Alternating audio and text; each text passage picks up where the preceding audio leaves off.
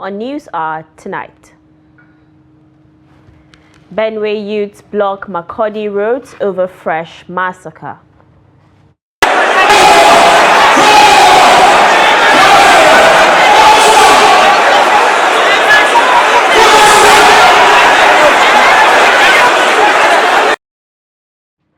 Tinubu endorsed Shetima's snub rattles APC Northeast Summit. NDLEA intercepts Iran-bound cocaine, 1.1 billion naira opiates in Rivers. And on the foreign scene, Iran-Israel trade missile strikes in escalating conflict. Hello, good evening, and welcome to News Hour on Trust TV. I am Dorcas Yakubuzala. We begin the news with security matters. Tension flared in Makurdi, the Benue state capital, on Sunday as security operatives moved in to disperse angry protesters who had barricaded the Wurukum roundabout in protest over the ongoing killings in the state. Our correspondent in Benue State reports that the demonstration, which paralyzed traffic for several hours, once again underscores the growing frustration over the worsening insecurity situation in Benue. The report. Many angry youths in Benue State, including Vincent Ote, popularly known as Very Dark Man, have shown their frustrations through a protest as traffic came to a standstill as hundreds of them occupied the Wurukum roundabout, a major gateway connecting both northern and southern parts of Nigeria. Dressed mostly in black, holding pamphlets and placards bearing various inscriptions, the protesters voiced their anger over the renewed wave of violent attacks that have left several communities in Benue devastated. As the protests intensified, security forces led by the Benue State Police Command arrived in large numbers to maintain order and prevent the situation from getting out of control. The governor has already given us all the necessary support, all the logistic, every support we need. And we are not going to disappoint anybody. Just be patient. Amid their demonstrations, the protesters called on President Tinubu and Governor Alia to resign if their administrations are unable to contain the worsening insecurity in the north-central region, especially in Benue State. And we are here because we are grieved. A lot of killings have been happening in this state. And then our leaders, let me say, the number one citizen of the state has remained close-mouthed. Mr. President has not spoken about the killings in Benue State. And we know that the primary aim, responsibility of a government is security of lives and properties. And this primary aim, if not achieved, any other aim is secondary aim. And when the primary aim of somebody is being defeated, that means the person is a failure. I am protesting because right now we are standing on the dead bodies of our mothers, our fathers, our brothers and sisters. We have become IDPs in our own very country. These killings have persisted for years. A lot of talks have gone on. Only last year, 500,182 people were displaced. We have 21 IDP cars in Benue. These killings won't stop. Up until this moment, nothing is being done. Why? Other protesters also called for the stop of killings in Benue, saying their voices must be heard. Yesterday, over 200 people were killed in their sleep. What kind of a thing is this? And Mr. President is quiet. The governor is quiet. These people are not asking for political alphabet. They are just killing people in their sleep. We have counted more than 10 trucks that are here, more than 10 for peaceful protesters. More than 10 trucks. If we count more than 15 trucks here for peaceful protesters, and these people cannot mobilize and go to Daudu where they are fighting, it is pitiful. It is disgraceful. The state deputy governor Sam Ode, who attempted to address the protesters, met stiff resistance, with the protesters requesting that the governor should come out to address them himself.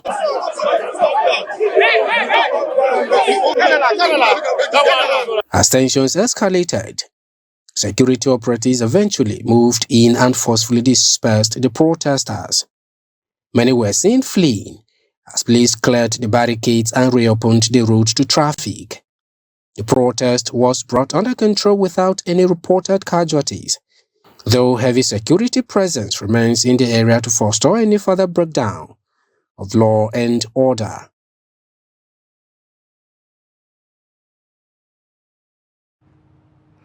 Meanwhile, Labour Party's 2023 presidential candidate Peter Obi has condemned the recent mass killings in Benue State, blaming the tragedy on what he describes as persistent leadership failure in Nigeria. In a statement posted on social media, Obi expressed heartbreak over the attack, which claimed the lives of women, children, soldiers, and displaced persons. He said the killings were no longer isolated incidents but signs of systemic governance collapse. He described the reported killing of over 200 people in a single attack as a national emergency and a stain on our collective conscience, urging authorities to take urgent and decisive action beyond symbolic visits and statements. Obi criticized the government's continued failure to protect lives and property, warning against the growing normalization of mass killings. He called for comprehensive measures to secure communities and ensure justice for the victims.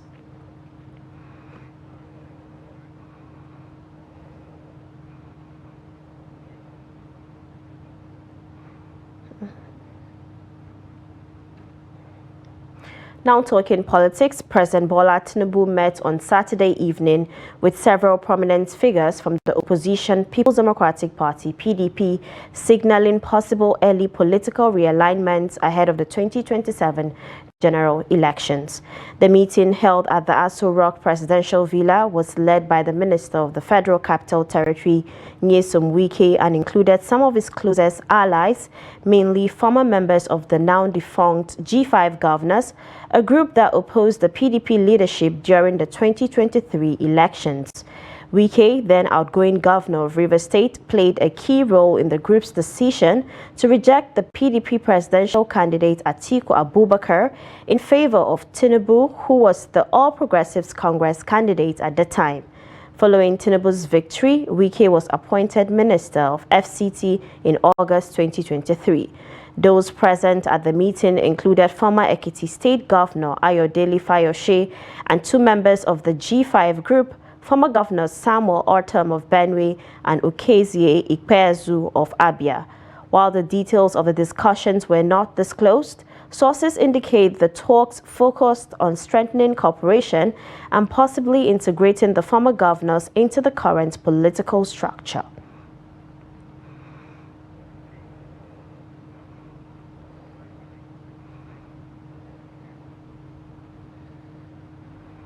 Still talking politics, a meeting of top APC stakeholders from the Northeast Zone has ended in violence and physical confrontation as disagreement erupted over the endorsement of Senator Kashim Shettima as the party's preferred vice presidential candidate ahead of the 2027 general elections. Some chieftains accused speakers at the event of intentionally skipping the name of Kashim Shettima while endorsing President Bola Tinubu as the party's presidential flag bearer, leading to an abrupt end of the gathering. Hassan Koli has more. What was meant to be a strategic political gathering in Gombe turned violent when top stakeholders of the All Progressives Congress (APC) from the Northeast clashed over moves to endorse former Borno State Governor Senator Kashim Shettima as the region's choice for vice president in the 2027 election. Tensions began to rise shortly while a party's deputy national chairman, Northeast, was delivering his speech, in which crowd insisted he must endorse Kashim Shettima as vice presidential candidate. However, despite commending the party for picking Shettima as vice president, he endorsed President Tinubu alone. The former party's caretaker chairman and governor of Yobe State endorsed Tinubu for second term, while commending his effort in reviving Northeast. It is gratifying that government has recently taken additional measures to tackle insecurity in the Northeast. We will continue to support, cooperate and work with the federal government and the security agencies for more sustainable peace and security in the Northeast zone. Therefore, in the spirit of natural justice, fair play and national interest, the forum should consider the architect of these policies and programs, His Excellency President Bola Tinubu GCFR, with the right of first offer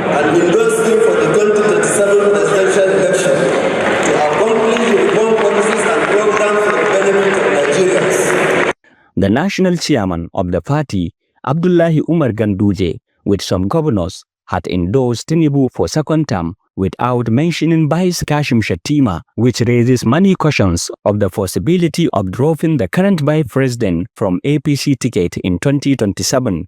The Borno State Governor, Umar Zulum, however, urged Tinubu not to drop Shettima as his running mate. It's a real mistake opportunity that will not east to have the vice president from our region. A reflection of the trust and confidence placed in us by President Tinubu and indeed the entire nation. Equally important is the remarkable role played by His Excellency, the Vice President Kashim Shettima, who hails from the Northeast region. His leadership, dedication, and past experience have been pivotal in advancing the priorities of this administration. The synergy between President Tinubu and Vice President Kashim Shettima is really the strength, unity, and shared vision, which guarantees that Nigeria is indeed really represented. On security matters, in the Northeast, federal government has been working tirelessly to restore peace in the region, and it has started giving good results.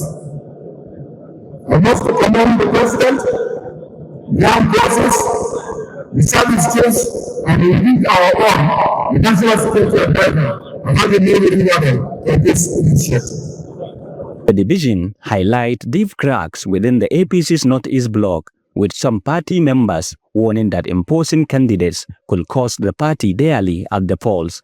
However, some stakeholders say such incidents are expected in political atmosphere. If you look at it, the summary of what brought us here was that we're here to endorse the continuity of APC at the national level. Normal, when you come to a political gathering, you expect all these kind of small frictions here and there. It's normal with political gatherings. It's normal with political gatherings. It may not be a good one, but then it has happened, so we are taking it in good faith. All I can adjust this program for is that it's highly successful. Cheers were flung, and individuals were seen exchanging blows before security operatives stepped in to restore calm. The commotion disrupted the meeting, forcing its abrupt end. As the 2027 elections draw closer, the APC leadership may now face increased pressure to manage internal conflict and ensure that the region speaks with one voice if it must retain its political weight. Hassan Kohli, Trust TV News, Gombe. Now, in the build-up to the 2027 general election, coalition of APC support groups have warned elected office holders over the rising cost of living, insecurity, and economic downturn in the country. During a meeting in Kaduna to reflect on the situation in the country, they called on APC elected leaders to urgently do the needful to rescue Nigerians from untold hardship biting on them. Trust TV's Bella Musa has more. Nigerians have been grappling with insecurity, rising cost of living, and other numerous challenges. In view of this, coalition of APC support groups have voiced out their growing concerns over the current economic difficulties in Nigeria. It noted that since the removal of fuel subsidy, Nigerians have been grappling with rising inflation. The reasons of our converging here is to send a strong warning to our elected officials nationwide that it's not going to be Uhuru as usual.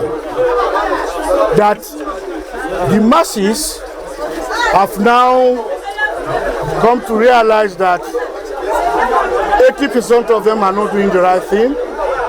There's hardship in this country. There's insecurity. People are being maimed and killed every day. And apart from that, there are reforms that are really harsh to the people. Today, an average Nigerian cannot boast of 3 square meals. On the rising cases of insecurity in Nigeria, the coalition stressed the need for constant vigilance, particularly on Nigeria's porous borders. The spectral, broad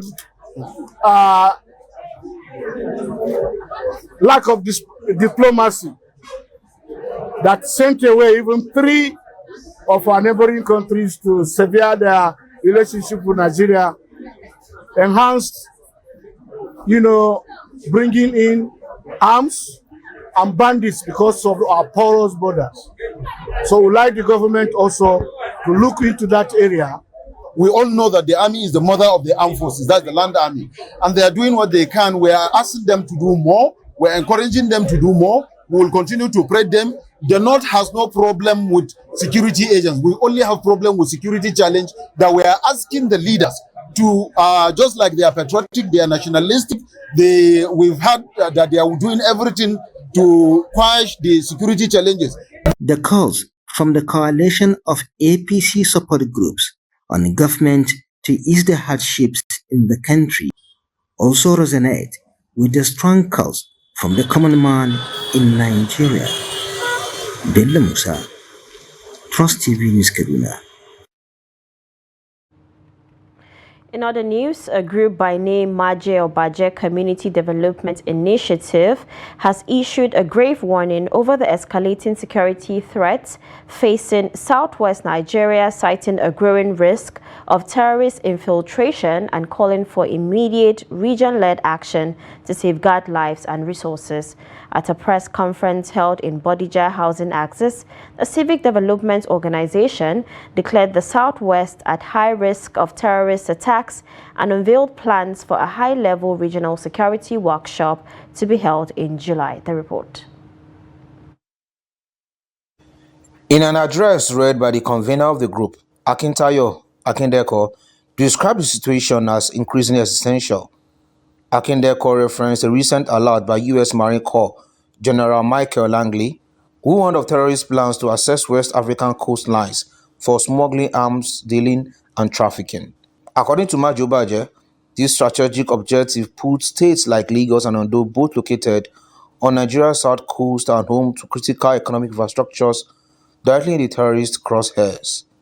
The group noted that violent extremism, once largely confined to the northeast and middle belt, has crept into the southwest through Kwara, Kogi, and Edo states, with widespread impacts now felt in Ogun, Oyo, Ekiti, and Ondo states. Security is not only frustrating efforts to farm or set up industrial ventures in rural areas, it is also killing our people. If left unchallenged, the problem will eventually rob our farmers of their land and livelihood and eventually deny our children their heritage. The group said the May 2025 report indicated that of the 7 trillion naira seed from the fuel subsidy removal and distributed among states, little has been visibly invested in security infrastructure. They called for a shift in priorities of government. A veteran journalist and civil advocate, Yomi Lanyeka, also member of the initiative, clarified the group's identity and intentions amid rising tensions and political misinterpretations. We are a self-determination. Our sentiments are with self-determination and the development of Yoruba land. That's our priority. And it doesn't really matter who the governor is or who the legislator is, because they will come and go. The development of Yoruba land is a constant. With other groups on networking for better agri value chain development. So we are not focused on agitation, things like that, but rather more on the socio-economic development and security of Western Nigeria. Not calling for elected officials to become security men and women. What we are requesting is that they kindly but urgently prioritize the security of our region, its people and assets today. What we propose to them is to meet with all critical stakeholders to design and commit to a security framework and program that would ensure that our people can breathe and sleep better. The press conference was attended by journalists, community leaders, civil society representatives, and members of the public.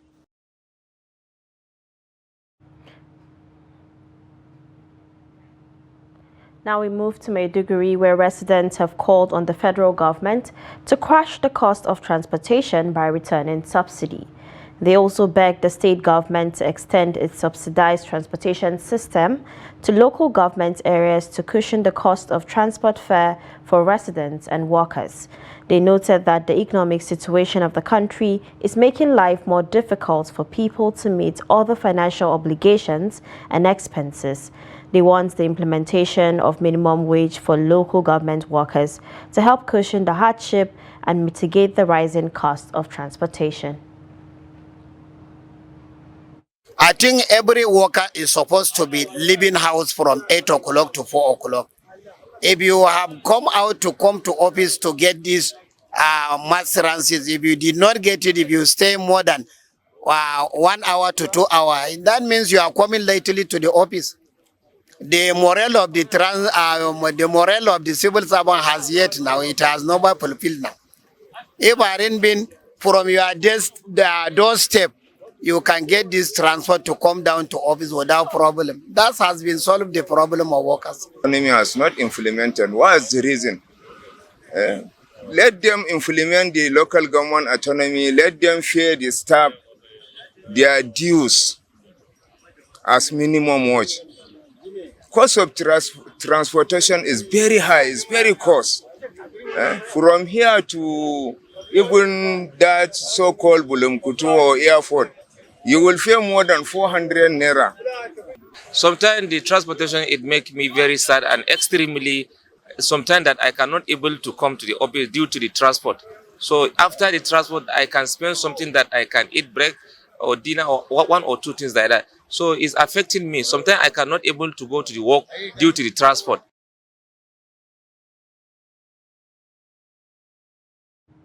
And now on a sad note, grief and anger gripped Tudunwaden Pantami in Gombe State after a suspected high voltage surge killed 5 residents and destroyed homes and appliances.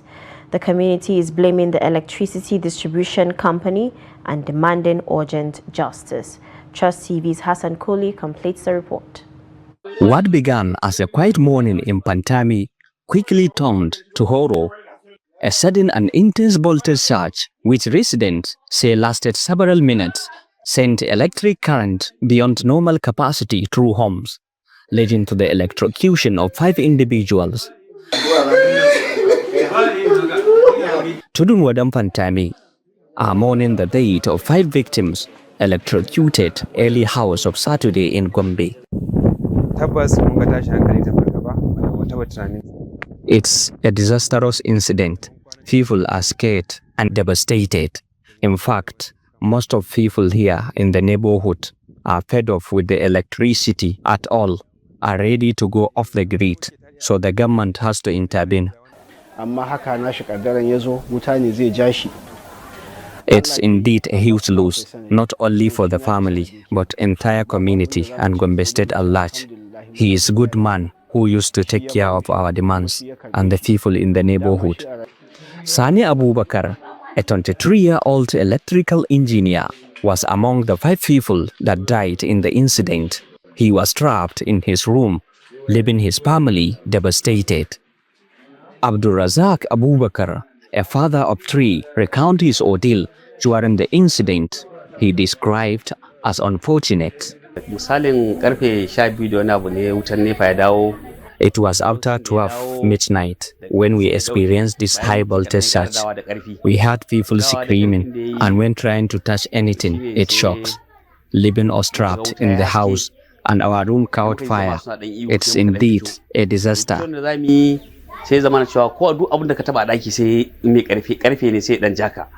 For people like Ismail, this is not just a mere accident. It's a negligence of electricity distribution company.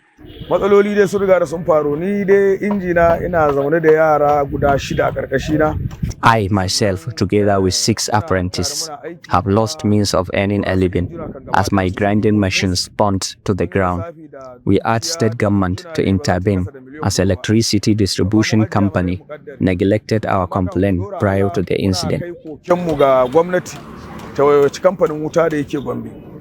The Gombe state government, while commiserating with the victims, pledged a thorough investigation into the incident. However, Jos Electricity Distribution Company confirmed that it's in the middle of investigating the cause of the deadly accident. The community are now waiting for the compensation and the necessary measures to prevent future occurrence. Hassan Koli, Trust TV News, Gombe. In other news, after 3 months of negotiations, residents of Tal Udu, Sani Mainege and Kabuga communities in Kano, impacted by ongoing construction of the Tal Udu Bridge project, have reached a resolution with the Kano State government regarding the demolition of their properties. Kano State Commissioner for Land and Physical Planning, Abdul Jabbar Muhammad Umar, represented by the AG Permanent Secretary in the ministry, made the announcement following a stakeholders meeting on Saturday. The commissioner announced that the demolition of houses for the Bridge Clover project will proceed across 3 phases. Recall that the foundation laying ceremony held May 2024. The Kano State government is to spend 15.97 billion naira for the construction of 2 interchange bridges at Deng Agundi and Tel Udu junctions in the metropolis.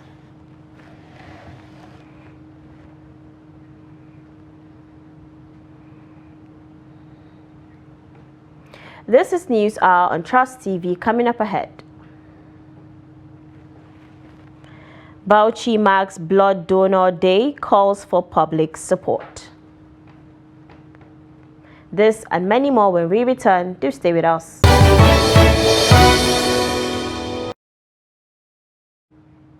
Welcome back from the break. In case you're just joining, this is News Hour on Trust TV. Let's take a look at our top stories again. Benue youths block Makurdi roads over fresh massacre. And Tinubu endorsed Shetima snob rattles APC North-East Summit.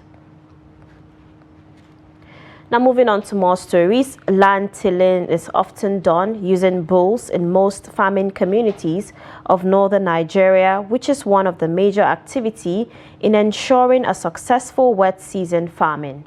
However, with the rising insecurity in the northwest region, farming communities across frontline areas of Katsina, Zamfara and Sokoto states, it is evident that residents are far from getting it right due to the absence of bulls. Persistent insecurity has forced many farmers to abandon the age-long occupation and resort to menial jobs elsewhere. The report.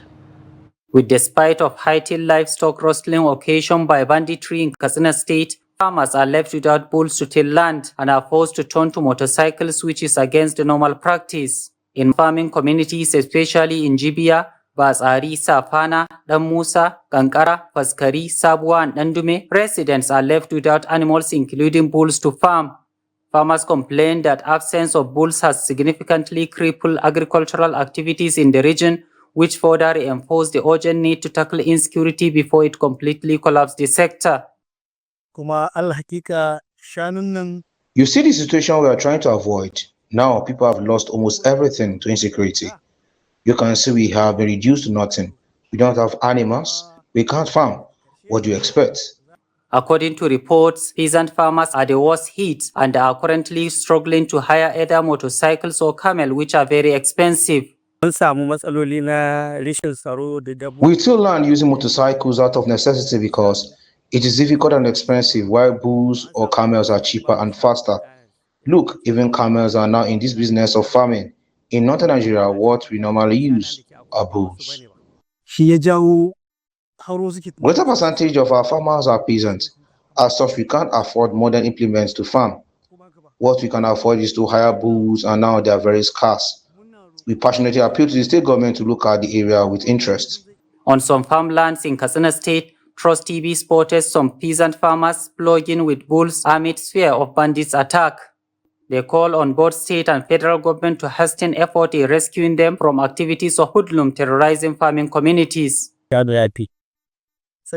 there is every reason to appreciate Katsina State government in tackling security, but there is also an urgent need for serious offensive on the hoodlums terrorizing peace-loving citizens for us to get it right. Observers say this situation may have negative consequences on food security if it continues to linger and the government fail in its responsibility to tackle insecurity and support farmers within the next few days. The Dikkoratdas administration in Katsina State had purchased and distributed tractors and other implements to be used on hire basis. However, the larger percentage of farming population are peasant farmers with low income. Though there is no better time to support the farmers than now, the state government may view this as a reminder to consciously do the needful.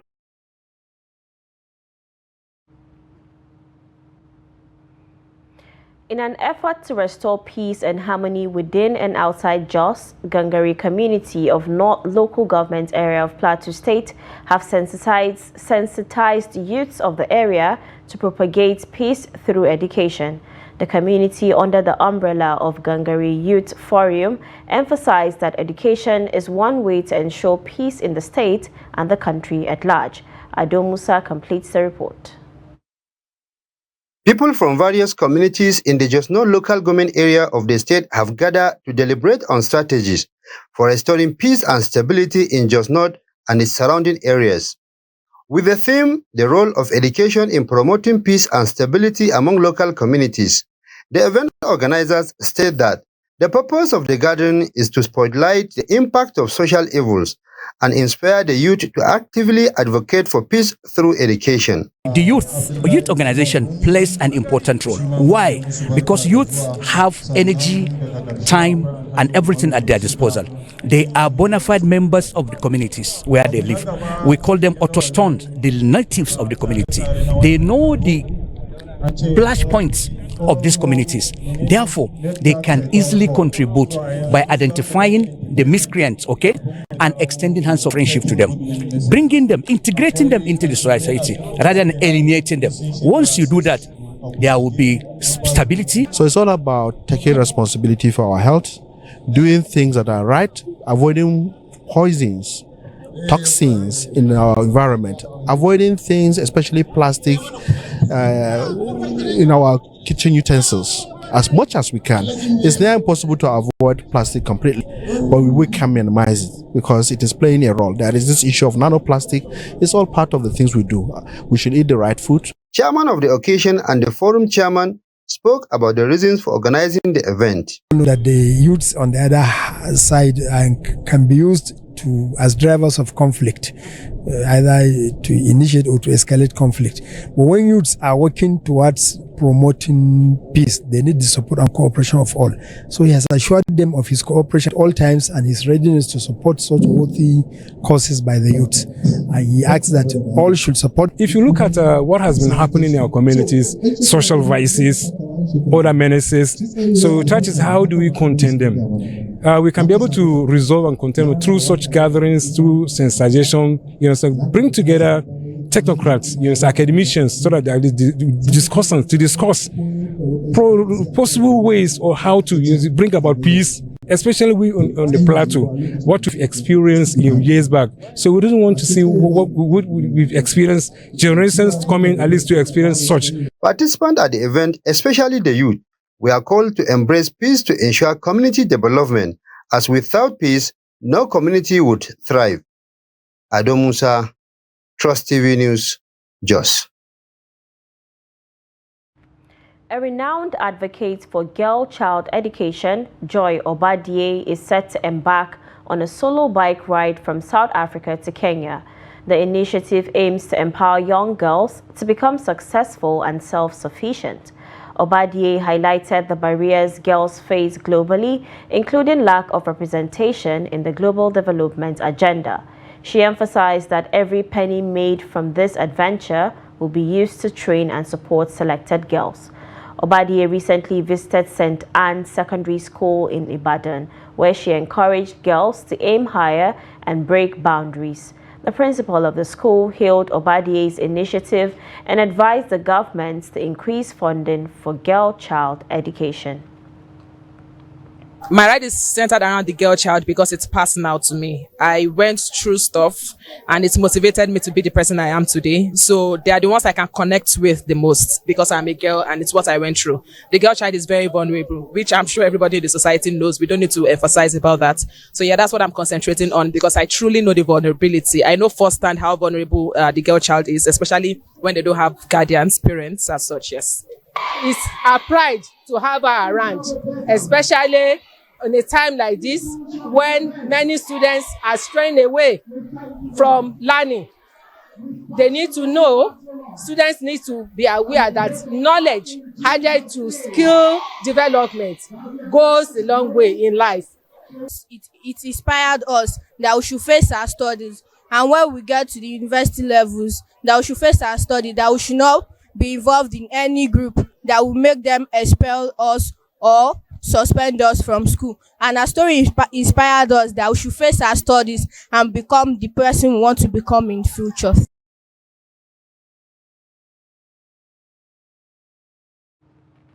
We move over to Bauchi State, where the government is soliciting the support of the general public to contribute in addressing the shortage of blood in health facilities across the state.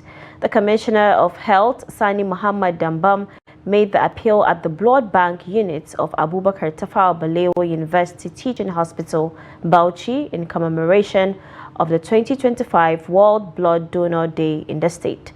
Trust TV's Adamu Imam has more. The global theme of the day changes each year in recognition of the selfless individuals who donate their blood for people not known to them. In the light of this, the State Health Authority appealed for more volunteers' commitment in saving lives. We have good policies and package to reduce the cost and paucity of blood in our health facilities. But despite that, we still need more support, especially from the general public, to be donating voluntarily. And just as you can see, I have donated, and also some of the leaders of the Association of Medical Laboratory Scientists. However, Abubakar Hassan, a laboratory scientist in charge of blood bank unit of Abubakar Tafawa Balewa University Teaching Hospital, explained some challenges at the facility in spite of the significant donors received. And the most important thing is that a unit of blood alone can save more than 3 lives. Why? Because we can separate it into components. One patient may likely use the sedimentary cells, others may use fresh frozen plasma, while others may use what? Platelet concentrate. Just from one unit, we may save more than 3 lives. And the good also part of it is that we have a lot of people that are in their need of this help in the hospital. They do have patients, they don't have donors, or they don't have screening fee. And now that you are here, we donated blood freely, voluntarily. This is an opportunity for us to give them also freely. So that will go a long way in saving a lot of lives. I believe there is no need to panic, as donating blood is a noble gift to humanity that helps save many lives. When you give blood, you receive immense reward from the Almighty God. The reason why I come here is to donate to save life for those that need. That's the reason why I come here. As the screen, I'm entitled to give, so I have to do, because I here to do it freely without anything. The day serves to raise awareness on the need for safe unpaid blood donation for life-saving, a service that gives patients access to safe blood products in sufficient quantity, which is a key component of an effective healthcare system. Adam Imam, Trust TV News, Bauchi. The National Drug Law Enforcement Agency, NDLEA, have arrested a 44-year-old businessman, Ezimokwe Chukwuebuka Christian, at the Port Harcourt International Airport for ingesting 53 wraps of cocaine while attempting to board a flight to Iran. According to a statement by NDLEA Director, Media and Advocacy Femi Babafemi, Ezemokwe was nabbed on June 7th and expelled 1.172 kilograms of cocaine during excretion observation. The suspect confessed to trafficking drugs between West Africa and Iran for 2 years. Similarly, in Lagos, NDLEA operatives at the Murtala Muhammad International Airport intercepted an Italy-bound passenger, Edebo Ambrose Ali, with over 14,000 pills of tramadol hidden in winter jackets. In Rivers State, a joint operation at the Port Harcourt port led to the seizure of 157,800 bottles of codeine syrup worth over 1.1 billion naira. The drugs were concealed behind sanitary wares.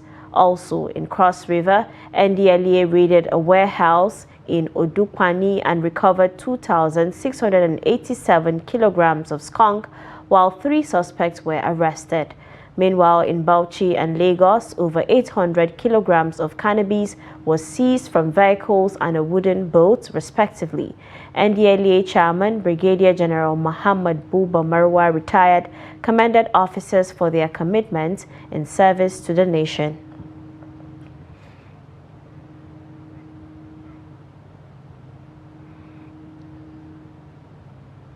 Now, clergymen and fathers in Yenagoa, the Bayelsa state capital, have sent advisory message to fathers all over the world to take up their fatherly responsibilities in order to make the world a better place.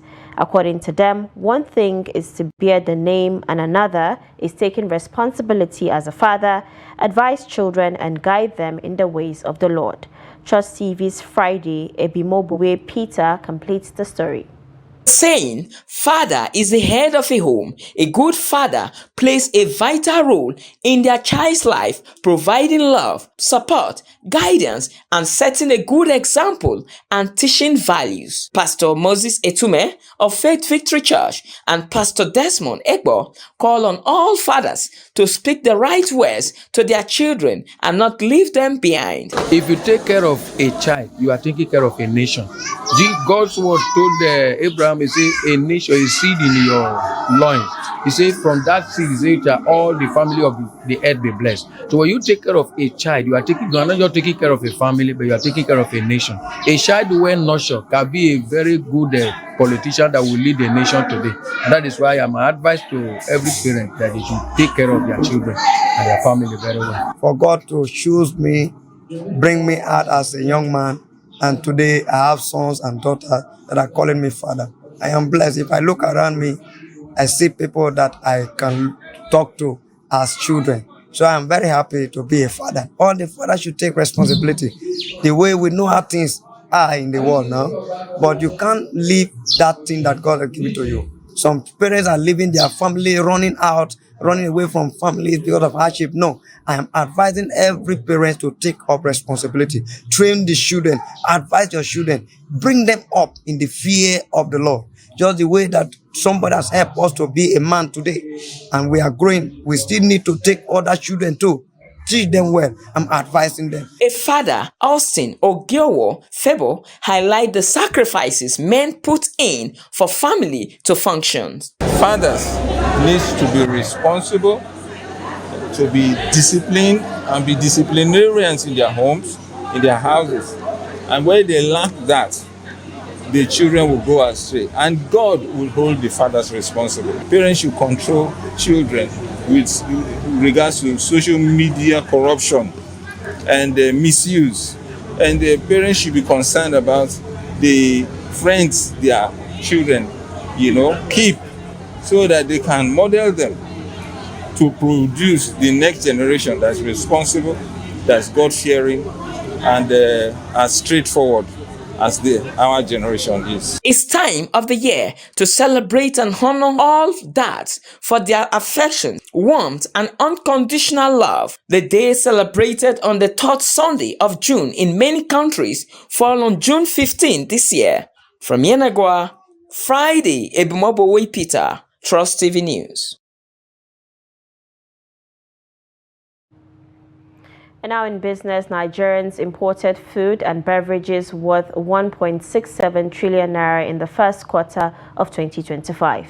According to the National Bureau of Statistics, the figure marks a 5% increase from the first quarter of 2024 and a 125% rise from the first quarter of 2023, highlighting the nation's growing dependence on foreign food products. Processed food accounted for 940.95 billion naira, while primary food items stood at 730.01 billion naira. Imports for household use rose sharply despite government efforts to boost local production. Experts say insecurity in food-producing regions, naira devaluation, and weak infrastructure continue to undermine local agriculture, forcing Nigeria to rely heavily on imports to meet domestic demand.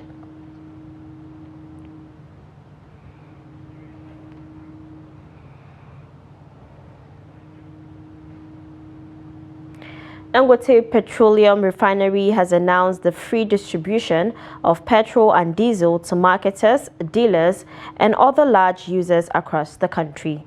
In a statement on Sunday, the Lagos-based refinery said the initiative would commence on August 15, 2025. The refinery also said it has procured 4,000 brand new compressed natural gas powered tankers for takeoff of the initiative. The statement added that in addition, the refinery will offer a credit facility to those purchasing a minimum of 500,000 liters, allowing them to obtain an additional 500,000 liters on credit for 2 weeks on the bank guarantee. The refinery said it has also invested in compressed natural gas stations, commonly referred to as daughter booster stations, supported by a fleet of over 100 CNG tankers across the country to ensure seamless product distribution.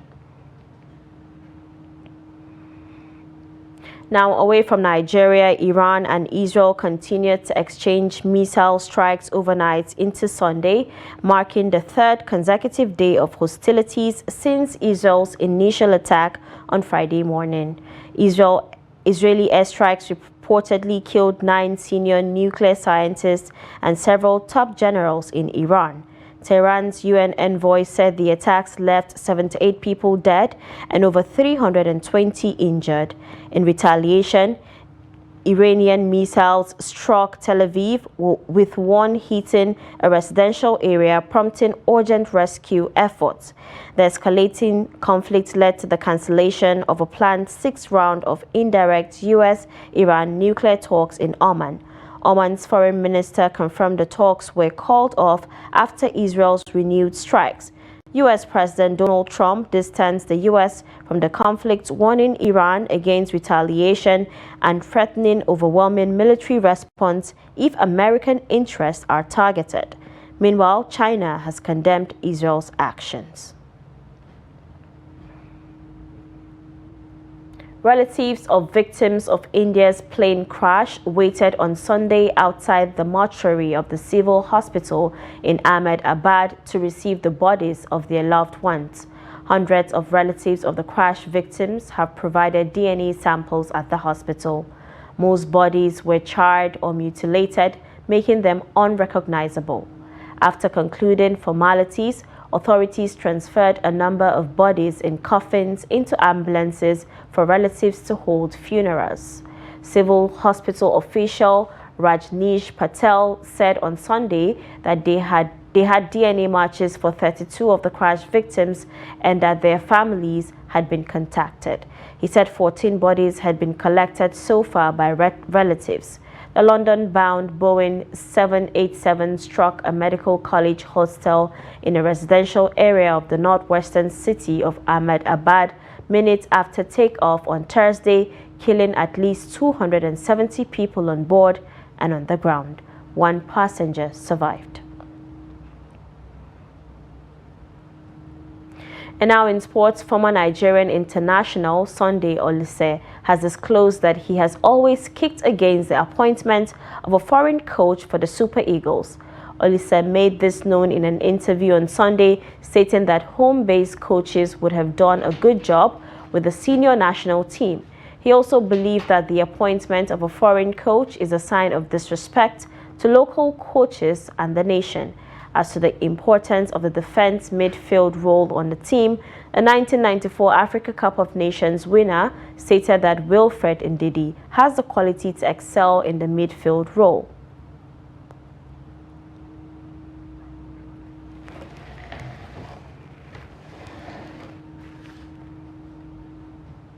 Italy has appointed former midfielder Gennaro Gattuso as their manager.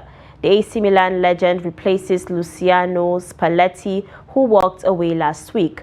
Gattuso, 47, made 73 appearances for Italy and was a member of their 2006 World Cup winning squad and will now lead his country into the same tournament 20 years later. Italy won Euro 2020 but failed to qualify for last summer's tournament and have also not made it to the past 2 World Cups. A 3-0 World Cup qualifying defeat by Norway sealed Spalletti's fate.